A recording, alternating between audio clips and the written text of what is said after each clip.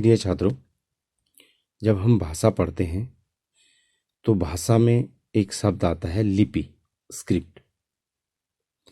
तो आज हम लिपि को समझ लेते हैं कि लिपि है क्या। वास्तव में लिपि लेखन प्रणाली है, उस भाषा की लेखन प्रणाली, माने भाषा की लेखन प्रणाली को ही लिपि कहते हैं। किसी भी भाषा को लिखने का ढंग लिपि कहलाता है। किसी भी भाषा को लिखने का ढंग लिपि कहलाता है।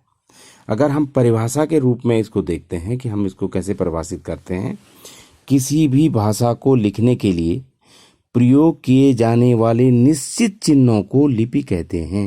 एक बार और ढंग से सुन लीजिए, किसी भी भाषा को लिखने के लिए प्रयोग किए जाने वाले निश्चित चिन्हों को लिपि कहते हैं।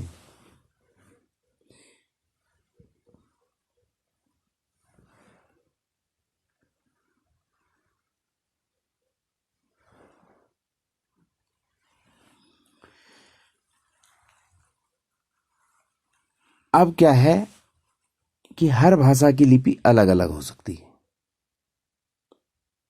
और एक ही लिपि के कारण कई भाषाओं को लिखा जा सकता है।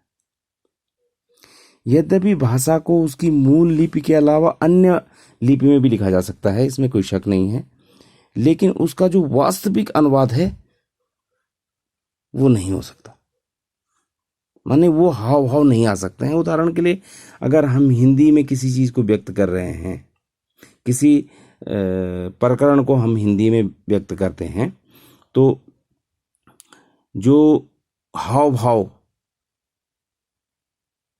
हम हिंदी भाषा में व्यक्त करते हैं वो अंग्रेजी में वो हाव भाव नहीं आ पाते हैं। ये थोड़ा गहरा विषय है, इस पे हमें फिलहाल नहीं जाना है। हम इसको इस समय ये देखते हैं कि संसार में इस समय यद्यपि हजारों भाषाएं हैं, लेकिन जो लिपियां हैं करीब वो 2 दर्जन के करीब हैं। पूरे विश्व की मैं बात कर रहा हूं कि इस समय जो उपयोग में लाई जाने वाली लिपियां हैं वो करीब करीब 2 दर्जन के करीब हैं, और भाषाएं हजारों की संख्या है। हमारे देश में ही कम से कम 1000-1500 भाषाएं हैं। और कुछ लिपियों का मैं आपको, जो हमारे यहाँ जो हमारे काम की हैं फिलहाल, जैसे देवनागरी है, तो देवनागरी जो लिपि है, हिंदी, संस्कृत, मराठी, नेपाली, ये सब देवनागरी लिपि में लिखी जाती हैं।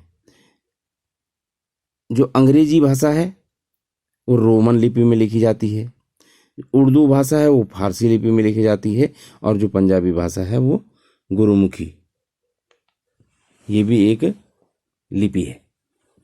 तो फिलहाल लिपि का मुझे थोड़ा सा आपको जिक्र करना था।